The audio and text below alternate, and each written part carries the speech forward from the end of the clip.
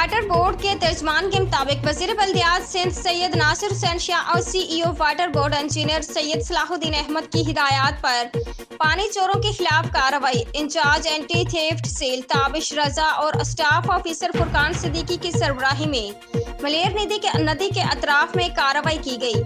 कार्रवाई के दौरान वाटर टैंकर को ड्राइवर समेत हिरासत में लेकर मुतल्लिका पुलिस के हवाले किया गया। मुलविस मुलजमान के खिलाफ मलेर सिटी थाने में नए कानून के तहत पानी चोरी का मुकदमा दर्ज करवाया गया है।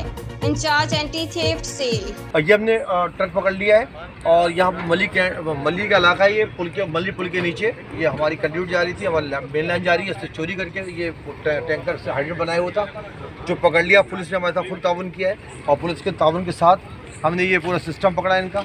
और ये इन्होंने यहाँ पर शो किया है कि ये पार्क है और लेकिन ये मली पुल आप दिखा सकते हैं।